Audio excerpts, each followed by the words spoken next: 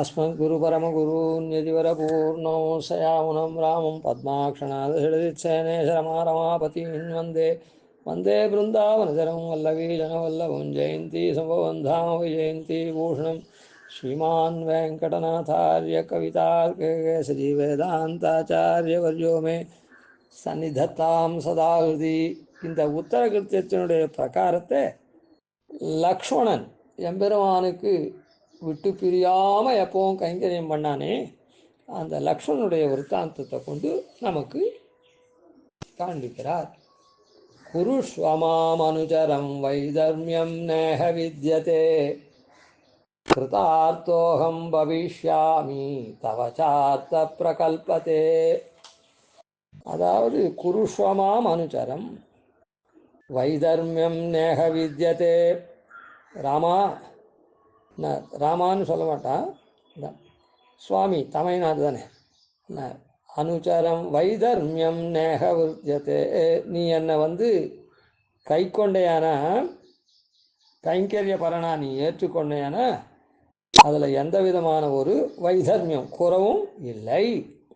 கிருதார்த்தோகம் பவிஷ்யாமி தவச்சார்த்த பிரகல்பதே.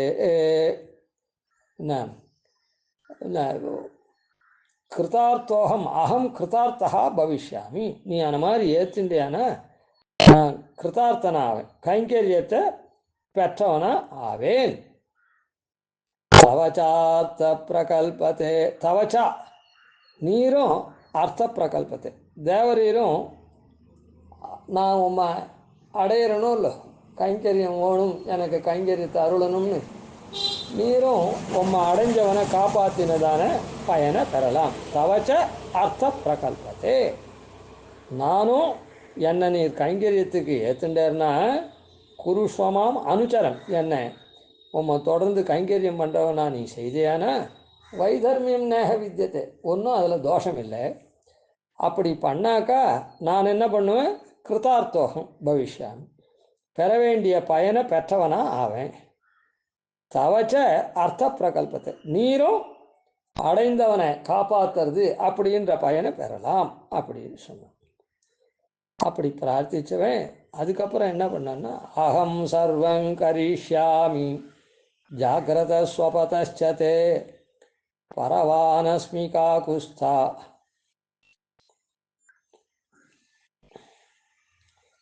இல்லை, இதுவரையில் முடிச்சுடுவோம். அகம் சர்வம் கரிஷ்யாமி ஜாகிரத ஸ்வபதச்சதே.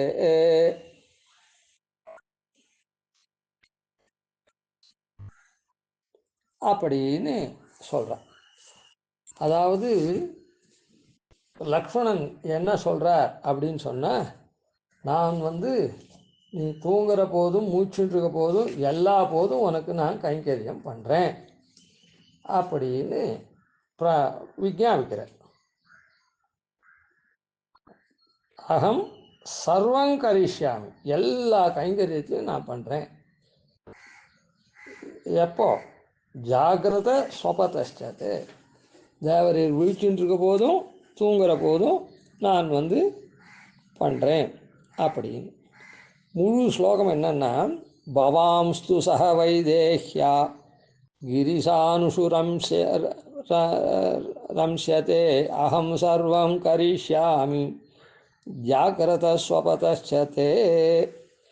அதாவது பவாம் ஸ்து சக வைதேஹ்யா, தேவரீர் கிரிசானுஷு ரம்ஸ்யதே, தாழ்வரை மலையினுடைய தாழ்வரையில் நீங்கள் வைதேகியோட கூட தேவர் ரமிக்க போகிறேன், அதாவது விளையாட போகிறேன். அகம் சர்வம் கரிஷ்யாமி, நான் எல்லா கைங்கரியத்தையும் தேவருக்கு பண்ணுறேன். ஜாகிரத ஸ்வபதச்சதே, அதாவது விளையாடுறதுன்னா 24 மணியும் விளையாடுவாளா, அதனால் விழித்து கொண்டு அந்த மாதிரி இருக்க செய்யவும், சந்தோஷமாக இருக்க செய்யவும், தூங்கின்னு இருக்க செய்யவும் நான் எல்லா கைங்கரியத்தையும் செய்ய போகிறேன் அப்படின்னு லக்ஷ்மணன் சொன்னார். இந்த இடத்துல ஏற்கனவே தெரிஞ்சுக்கலாம், நானே சொல்லியும் கேட்டிருக்கலாம், இல்லைன்னாலும் அதை ஞாபகப்படுத்துகிறேன், இல்லாதவா இப்போ புதுசாக தெரிஞ்சுக்கலாம். இதில் ஒரு விஷயம், அதாவது ஒரு கைங்கரியம்னா எப்பவும் பண்ணணும். அதனால்தான் அகம் சர்வம் கரிஷ்யாமி ஜாகிரத ஸ்வபதஷ்டத்தேன்னு சொன்னார். ஆனால் இதில் கூட ஒரு சூக்ஷ்மார்த்தத்தை முக்கு ரைசிங்கர் சாதிப்பார். அந்த விஷயத்தை நாம் தெரிஞ்சுட்டு கைங்கரியம்னா அது எப்படி இருக்கணுன்றதுக்காக இதை தெரிஞ்சுக்கணும் கட்டாயம். அகம் சர்வம் கரிஷ்யாமி, நான் எல்லா கைங்கரியங்களையும் செய்கிறேன், கரிஷ்யாமி செய்யப்போகிறேன் சொன்னான். இந்த அகம்னு வந்துருத்தோல, ஸ்வஸ்மை சொப்ரீத்தே ஸ்வயமேவ காரயத்தி காரித்தவான், என்ன என்னை கொண்டு என்ன தனக்காக எல்லாத்தையும் நடத்திக்கிறான் அப்படின்னு இருக்கணும். இந்த இடத்துல அகம் சர்வம் கரிஷ்யாமின்னா நான் கைங்கரியத்தை தான் சொல்கிறார். இருந்தால் கூட அதில் ஒரு அகம்னு ஒரு அகங்காரம் இருக்குது, அது கூட கூடாது. அதான் அகம் மத்ரக்ஷண பரஹா மத்ரக்ஷண பலந்ததா நமமா ஸ்ரீபதேரேவா அப்படின்னு. நான் மத்ரக்ஷண பரஹா, என்னை காக்கத்தின் பொறுப்பு, காப்பதனால் மத்ரக்ஷண பலந்ததா என்ன கர்த்திருவ தியாகம், பலத்தியாகம், மமதா தியாகம்.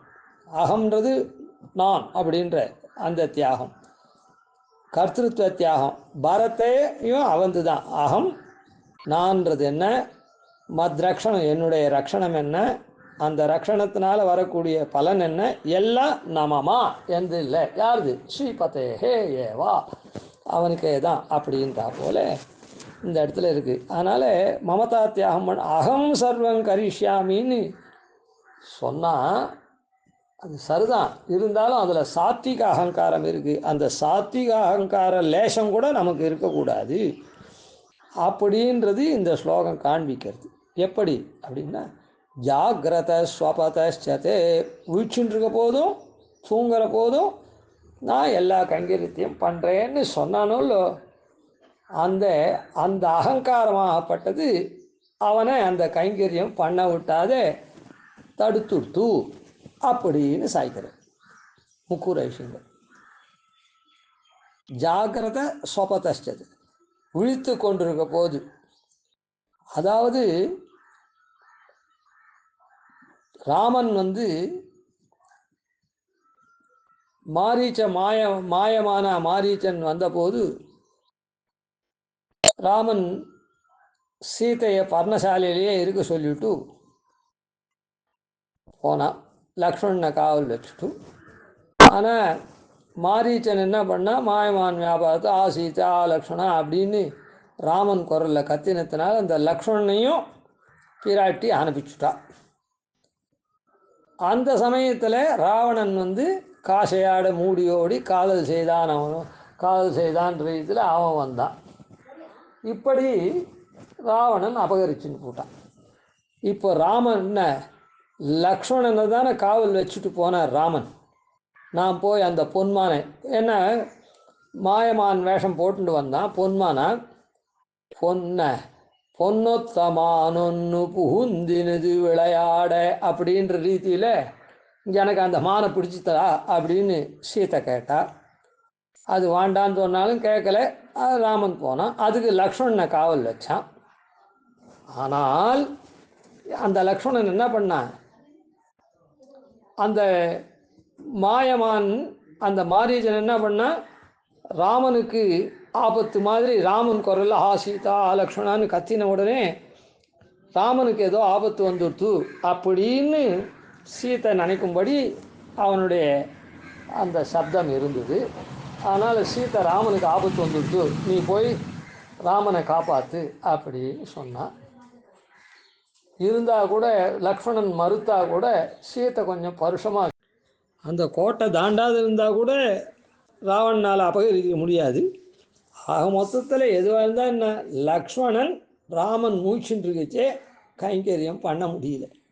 அதுவும் எப்படிப்பட்ட கைங்கரியம், சீத்தையே ஒருத்தன் அபகரிச்சுட்டு போகிற மாதிரி சீத்தையை பார்த்துக்கூடான்னு சொன்னால் அந்த கைங்கரியம் அவனுக்கு சஃலமாகலை. ஏன், அகம் சர்வம் கரிஷ்யாமி ஜாகிரதா அப்படின்னு சொன்னான். அதனால் சரி. இன்னொன்று ஸ்வபதஷ்டத்தை ஸ்வபதா நீ தூங்கின்னு இருக்க போதும் அப்படின்னு சீதையினுடைய பர்ணசாலையில் சித்திரக்கூடத்தில் சீத்தை மடியில் ப தலையை வச்சுண்டு ராமன் தூங்கியிருந்தான். காகாசுரன் வந்து சீதையினுடைய திருமார்பை கொத்திட்டு போட்டான். லக்ஷ்மணன் அப்போது காக்கவே இல்லை. அதாவது ராமன் தூங்கிட்டு இருக்கான். அந்த சமயத்தில் நான் எல்லா கைங்கரியும் பண்ணுவேன்னு சொன்னானே போயிடுச்சு. அதனால் ரெண்டு போதும் பிராட்டி விஷயத்தில் உண்டான கைங்கரியத்தை கோட்டை விட்டுட்டான் லக்ஷ்மணன். அதை நல்லா புரிஞ்சுக்கணும். சாதாரண அல்ப சொல்பமான தவறு நேர்ந்து போல அகம் சர்வம் கரிஷ்யாமின்னு சொல்லி தூங்கச்சே மூச்சுண்டுக்குச்சேன்னு சொன்னவன் அந்த அகம்ன்ற அந்த அகங்காரம் சாத்விக அகங்காரம் கூட இந்த மாதிரி நம்ம படுத்திடும் அப்படின்னு முக்கூரேஷுங்கிறது சாரமாக சாதித்தார். அவர் சாதிக்கிற பாங்கே தனி. அடியே 10 நிமிஷமாக சொல்லிகிட்டு இருக்கேன். அது புரியுறதோ புரியலையோ, ஆனால் அவர் ரொம்ப சாரமாக ரொம்ப ரசமாக குழந்தைகளுக்கு கூட புரிகிற மாதிரி அப்படி சாட்சியாகும். அதனால் சாத்விக அகங்காரம் கூட கூடாது. ரெண்டு போதும் ஜாகிரத தசை சொப்பன தசை அதான் சுஷுப்தி தசை ரெண்டு போதும் போயிடுச்சு. எதுவும் என்ன பிரதானமான கைங்கரியம் பெருமாளுக்கு அடுத்ததாக இருக்கக்கூடிய பிராட்டியை இவன் காப்பாற்றலை, கோட்டை விட்டான். அதனால் இந்த இடத்துல அகம் சர்வம் கரிஷ்யாமி ஜாகிரத ஸ்வபதஷ்டதே அப்படின்னு இந்த அதனால் கைங்கரியம் என்ன பண்ணணும், பெருமாளுக்கு எப்போவும் நாம் கைங்கரியம் பண்ண வேணும். ஆனால் அப்படி எப்பவும் கைங்கரியம் பண்ணுறது எப்படி இருக்கணும் அப்படின்னு சொன்னால் அகங்காரம் இல்லாமல் இருக்கணும். அதை தெரிஞ்சுக்கணும். இதனால் எப்பவும் கைங்கரியம் பண்ணணுன்றதை தெரிஞ்சுக்கிறது மாத்திரம் இல்லை, அகங்காரம் இல்லாத கைங்கரியம் பண்ணணுன்றத தெரிஞ்சுக்கணும். அகங்காரம்ன்றது சாத்விக அகங்காரம் கூட கூடாதுன்றத நல்லா தெரிஞ்சுக்கணும். பரவானஸ்மி காகுஸ்தா த்வயி வருஷசதம் ஸ்திதே ஸ்வயந்து ருச்சிரே தேசே கிரேதாமிதி மாம் வதா அப்படின்னு. ராமனே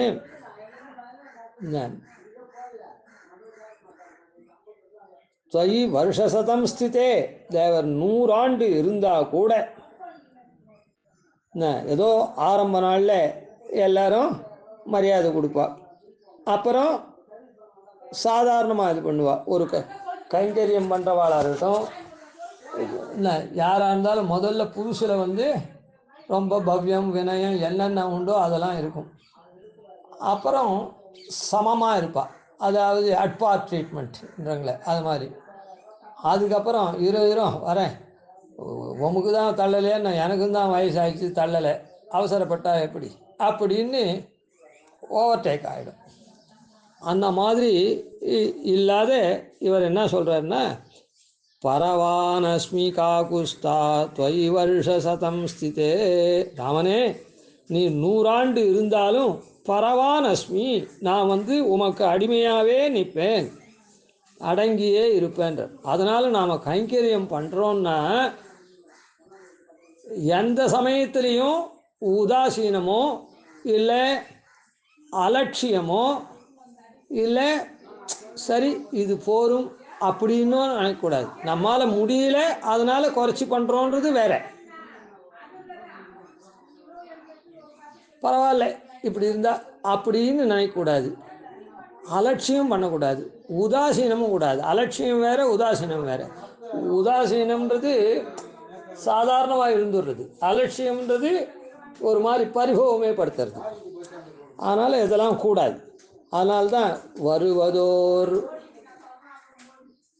வருவதோருறவென வளரிள வரசென மருநன் மகனன வனமத கரியனா அப்படின்னு ஒரு நல்ல உறவு வந்தால் எப்படி, உறவுக்காரா வந்தால் பந்துக்கள் வந்தால் எப்படி உபச்சரிப்போமோ அந்த மாதிரி பெருமாள் அந்த மாதிரி மாத்திரம் வருவதோர் உறவென வளரிள அரசென, ஏதோ வயசான அரசன் இல்லை, இளம் அரசன், வளர்ந்து கொண்டே வரக்கூடிய அரசன்.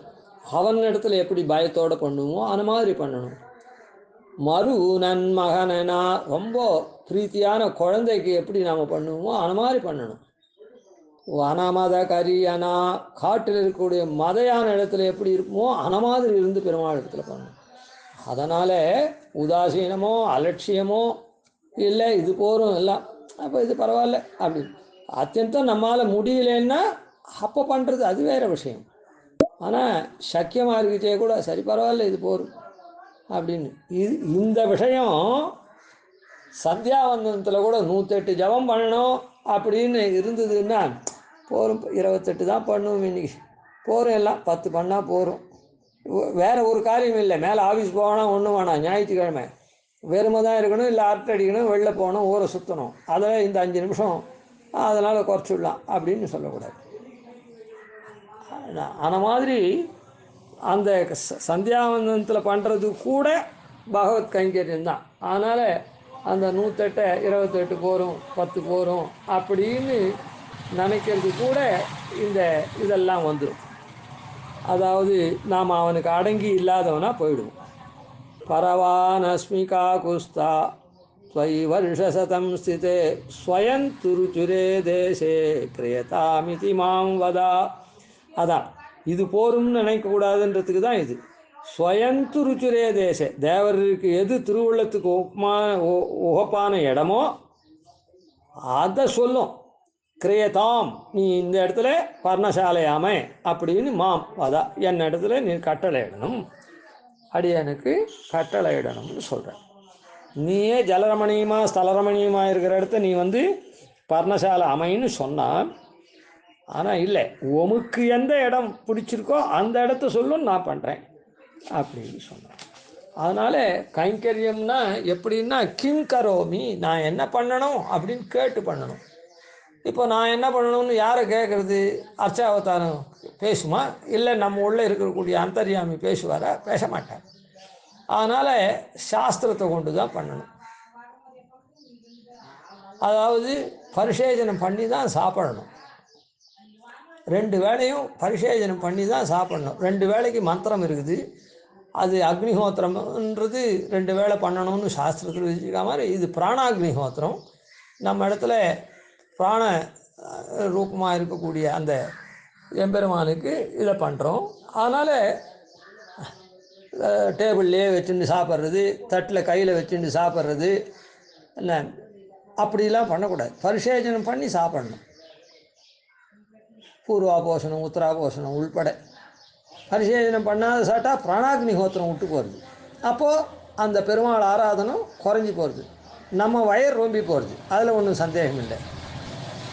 ஆனால் இந்த பரிசேஜனம் ஒன்று பண்ணாதனால பெருமாளுடைய ஆராதனம் குறைஞ்சி போகிறது. அந்த பிராணரூபமாக இருக்கானே நம்ம இடத்துல அந்த எம்பெருமானுடைய இது குறைஞ்சி போகிறது, ஆராதனம் குறைஞ்சி போகிறது. ஆனால் நாம் நிறைய பிடிச்சிட்டோம், தட்டு நிறைய சாப்பிட்டுட்டோம், நிறைய திருப்பி திருப்பி போட்டுட்டு சாப்பிட்டுட்டோம், பட்னி இல்லை. ஆனால் பரிசேஜனம் இல்லைன்னா என்ன குறைஞ்சி போகிறது, எந்த மூலையில் குறைஞ்சிதுன்னு கேட்கக்கூடாது. கட்டாயம் பரிசேஜனம் பண்ணி சாப்பிடணும். அந்த மாதிரி ஒவ்வொன்றுத்துக்கும் அங்கங்கே ஒவ்வொன்று சொல்கிறேன்.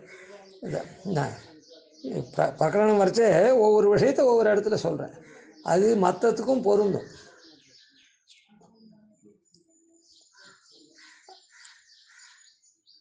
அதுக்கப்புறம் காமயே வைஷ்ணவத்வம் து சர்வஜன்மசு கேவலம்.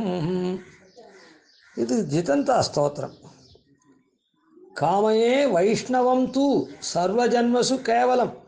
கேவலம்னா ஒன்றேன்னு அர்த்தம். சர்வஜன்மசு எல்லா பிறப்புகள்லையும் வைஷ்ணவத்துவம், கேவலம் வைஷ்ணவத்துவம் காமையே. எம்பெருமானுக்கு வைஷ்ணவன்னா வைஷ்ணவத்துவம்னா வைஷ்ணவனாக இருக்கிற தன்மை. வைஷ்ணவனாக இருக்கவன்னா எம்பெருமானை உள்ள வச்சு அவனுக்கு எப்பவும் கைங்கரியம் பண்ணக்கூடியவன், தொண்டனாக இருக்கக்கூடியவன். அதனால் காமையே வைஷ்ணவம் வைஷ்ணவத்துவம் து கேவலம், எம்பெருமானுக்கு தொண்டனா இருப்பது ஒன்றையே விரும்புகிறேன் அப்படின்னு சொல்கிறது. நகாம கலுஷஞ்சித்தம் மமதே பாதையோ ஸ்திதம்.